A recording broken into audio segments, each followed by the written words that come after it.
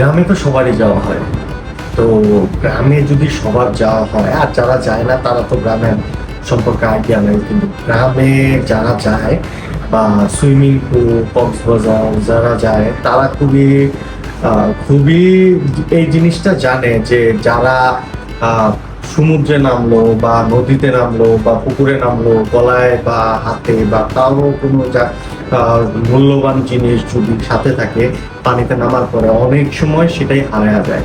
তো যখন সেটা হারায়া গেলে তখন আমরা কিন্তু অনেক আপসেট হয়ে যাই। যেমন আমার সাথে একবার হয়েছে, আমার মোবাইলটা কক্সবাজার যাওয়ার পরে আমার মোবাইলটা আমি চেন লাগায় রাখছিলাম ট্রাউজারের মধ্যে, তারপরেও কক্সবাজারে যাওয়ার পরে, সমুদ্রে নামার পরে আমার ট্রাউজারটা থেকে কোনোভাবে চেনটা ছিঁড়ে যাওয়া বা কোনো জলের প্রেসারের কারণে মোবাইলটা বের হয়ে চলে যায়। পরবর্তীতে যখন আমি ওই জায়গার এরিয়ার মানুষকে বলি যে দেখেন আমার মোবাইলটা হারানো গেছে, তখন ওইখানকার মানুষরা আমাকে একটা অফার দেয় যে আপনার মোবাইলটা যদি আমরা পাই, আপনাদের কারো নাম্বার দেওয়া যান, যদি কখনো পাই সেই জিনিসটা আপনাদের হাতে পৌঁছা দিব, বাট আমাদের কিছু চার্জ দিতে হবে। তো সেই চার্জ দেওয়ার পরে আমি কিন্তু প্রায় আধা ঘন্টা কি 45 মিনিট পরে আমার মোবাইলটা ব্যাক পাইছি।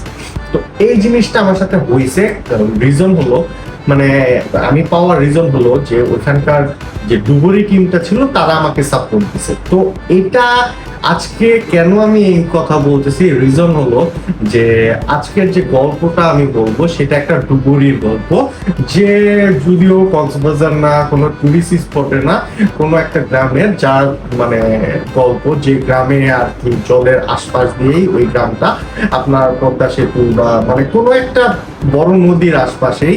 কারণ আমরা যখন এই নাটকটা দেখছি, এই নাটকটার বেশিরভাগ সিনই দেখা গেছে নদীর পারে। তো এরকম টাইপ অফ প্লেসে করা, কারণ যখন ডুবুরি নিয়ে কাহিনী, তো অবশ্যই সেটা একটু পানি বেসিস জায়গায় হতে হবে। তো এখন যাই হোক, আজকের যে গল্পটা সেটা হলো আমাদের খায়রুল বাশার ভাই আর নোমানের গল্প। নোমান কিন্তু কোনো ছেলে মানুষ না, অবশ্যই একটা কিউট মেয়ে, যে মনে করেন এখন অনেক সুন্দর সুন্দর নাটক করতেছে, অনেক সুন্দর সুন্দর নাটক আপনাদের প্রেজেন্ট করতেছে। তো এরকম একটা কিউট মেয়ে এবং একটা পপুলার একটা ছেলের গল্প, যে এইবার যে গল্পটা করছে গ্রাম কেন্দ্রিক গল্পটা করছে। কিন্তু আমার কাছে গল্পটা মোটামুটি লাগছে, কারণ মোটামুটি ভালো একটা গল্প করছে, আমার কাছে ভালো লাগছে। এখন আপনারা আমার মানে কথা না, আমার কাছ থেকে গল্প শোনার পরে আপনারা জাজ করবেন যে আপনাদের কাছে কেমন লাগছে। তো এখন চলেন গল্পতে যাওয়া যাক। তার আগে অবশ্যই নাটকের নামটা আমি জানা দিচ্ছি। নাটকের নামটা হলো জলপরি গল্পের নাম।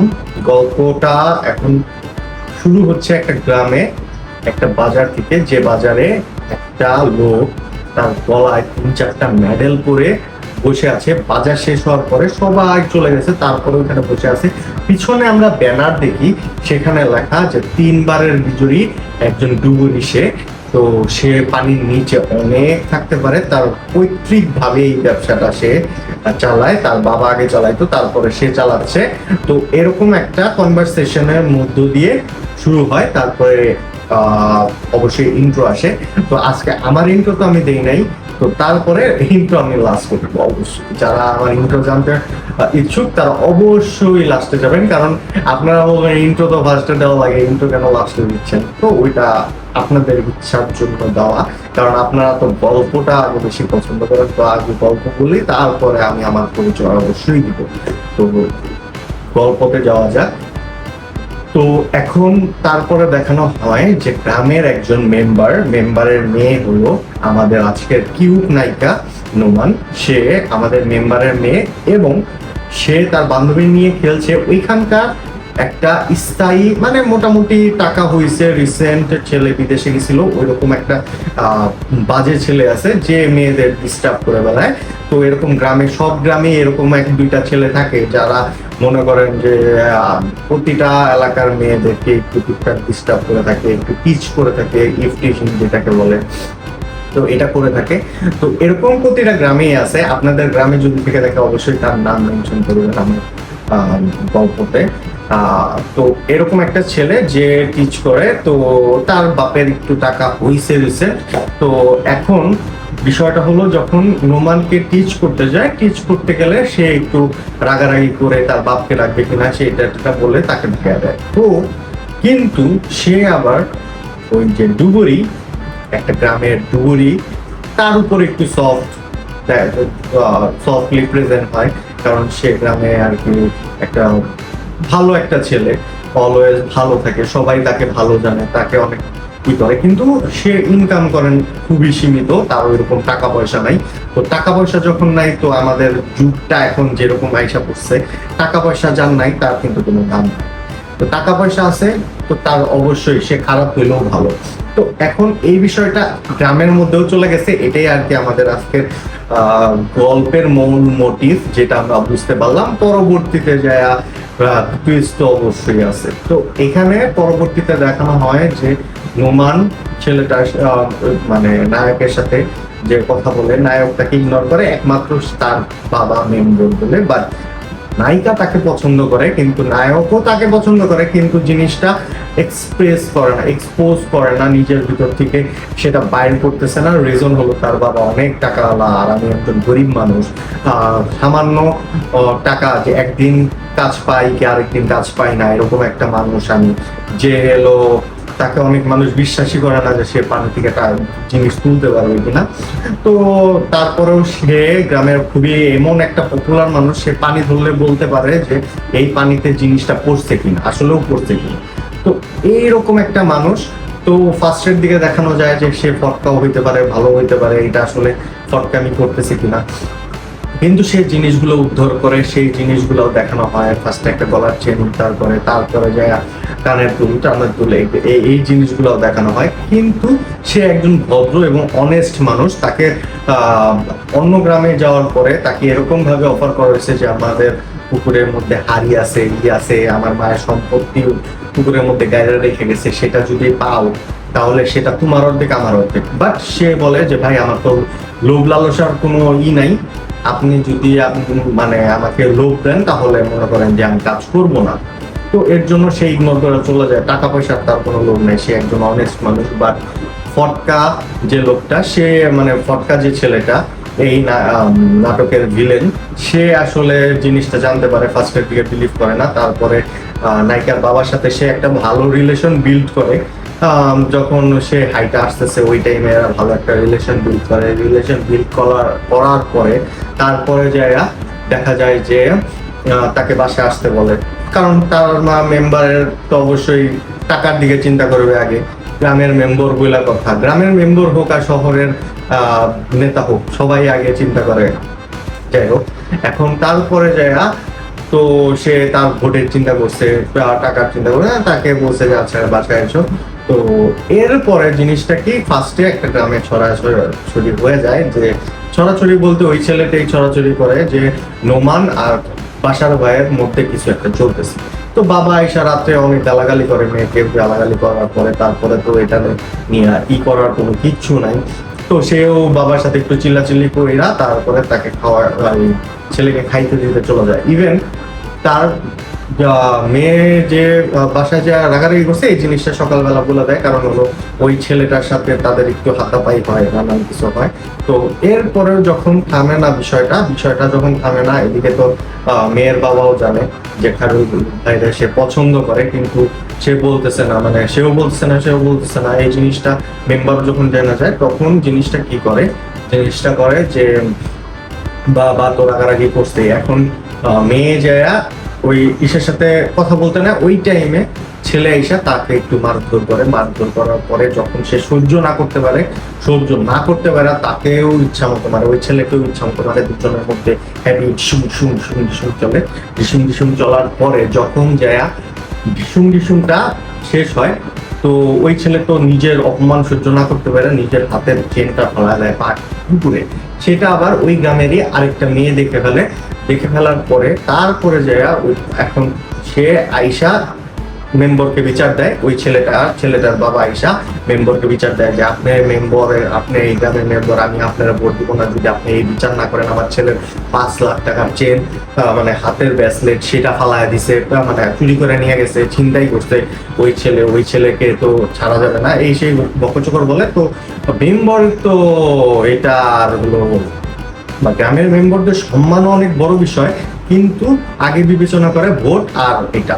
তো যখন ভোটের চিন্তা করছে ওই ছেলেটা বিচার করে দেই, তো তাকে একদিনের মধ্যে ওই গ্রাম ছেড়ে চলে যেতে বলছে, 1 মাসের জন্য, অলমোস্ট 1-1.5 মাসের জন্য ওই গ্রাম ছেড়ে চলে যেতে বলছে। তারপরে তাকে আর দেখানো হয় না। তো এর মধ্যে ওই মানিক ছেলেটার সাথে নায়িকার এঙ্গেজমেন্ট করানোর পরে নায়িকার মাথায় যে মানে একটা ছোট মানুষের মাথায় যে এরকম ভূতনামি বুদ্ধি হইতে পারে, সেই জিনিসটা আসলে গল্প দেখলে তো আসলে বোঝা যায় যে কার মাথায় কার বুদ্ধি। বাট অনেক ক্লেভার মেয়েটা, সে চিন্তা করে ডুবুরিকে যদি আনতে হয় তাহলে ডুবুরির মতো চিন্তা করতে হবে। সে তার আংটিকে লুকায়া বলে যে আমি তো আংটি, আমার এঙ্গেজমেন্টের আংটি তো আমি ফালায় দিছি, হারায় গেছে, এখন এই পুকুর থেকে উঠাইতে হবে। তো পুকুর থেকে যখন উঠাইতে যায়, মেয়েটা আইসা যখন বলে যে এই পুকুরে ওই ব্রেসলেটটা ফালাইছে, আর ওইদিকে ওই ছেলেটা ব্রেসলেট খুঁজতে যায়, তখন মেম্বার তাদের দেখে ফেলার পরে যখন মেম্বারও জানতে পারে এই পুকুরে তৈরি করছে, তো তখন ডুবুরিরা কোনো কিছুই খুঁজে পায় না। তো সবাই গ্রামে বলে যে যদি এই জিনিস খুঁজে পাইতে হয় তাহলে বাতেন ডুবুরিরে রাখবে, বাতেন ডুবুরি ছাড়া সম্ভব না। পরবর্তীতে বাতেন ডুবুরিরে ডাকা হয়, যেটা আমাদের আজকের নায়ক।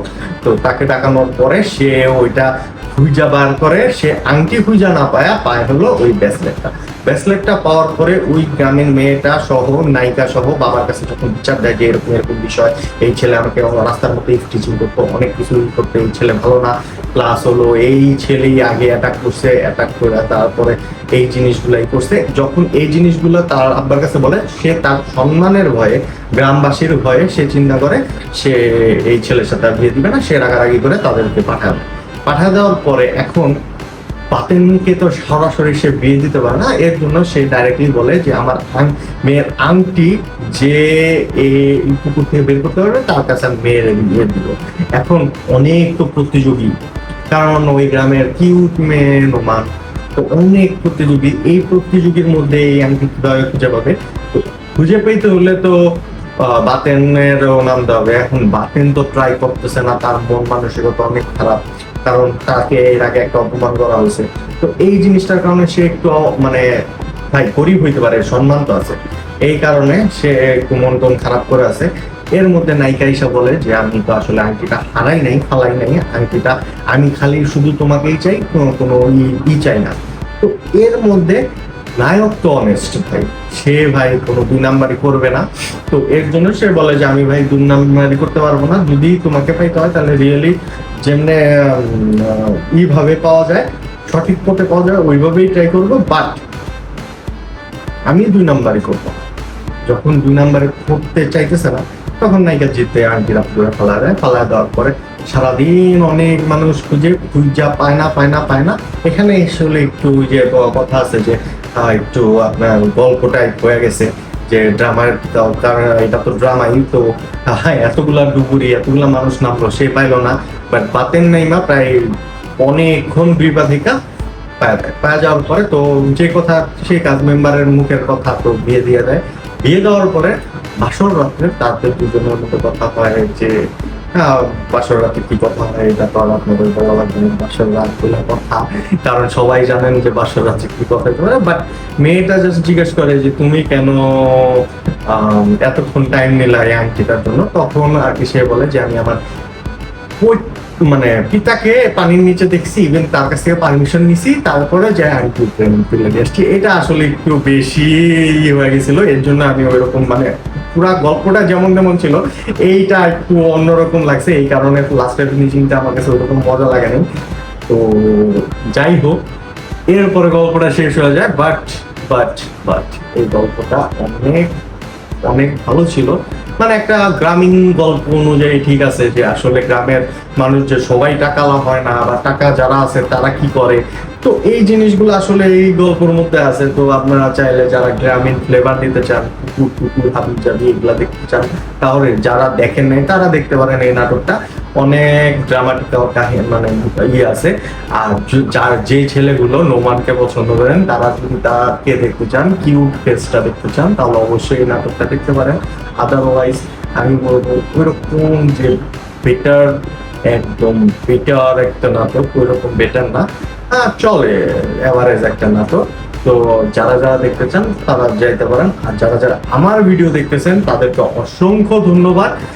আর আমি জিহাদ আপনাদের সাথে অলওয়েজ থাকবো, প্রতিদিন আপনাদেরকে নতুন নতুন নাটকের ভিডিও দিব, আর আপনাদেরকে জানাবো যে আপনাদের টাইমটা কেমন যাচ্ছে। তো আপনারাও প্লিজ আমাকে জানান, আমার সাথে থাকেন, আমাকে চ্যানেলটা সাবস্ক্রাইব করে রাখেন। আশা করি আপনাদের সামনে আরো সুন্দর সুন্দর ভিডিও দিব, প্লাস হাটের আপডেট দিব, কারণ ঈদ তো আসতেছে। ঈদ আসতেছে যখন কুরবানির সময়, কুরবানির জিনিস নিয়ে তো অবশ্যই কি করতে হবে, কুরবানির নাটক আসবে ওইটারও রিভিউ দিতে হবে, প্লাস হাটেরও রিভিউ দিতে হবে। তো দুইটাই দিব আপনারা যদি আমার সাথ দেন, আমি তো অবশ্যই আপনাদের সাথ দিব। তো সবাইকে অসংখ্য ধন্যবাদ। বেশি বেশি সাবস্ক্রাইব করেন, বেশি বেশি ভিডিও দেখেন, বেশি বেশি নাটক দেখেন, এবং বেশি বেশি লাইক দেন, আর শেয়ার করেন, অন্যকে দেখার সুযোগ করে দেন। সবাইকে ধন্যবাদ। আজকে এই পর্যন্তই। আল্লাহ হাফেজ।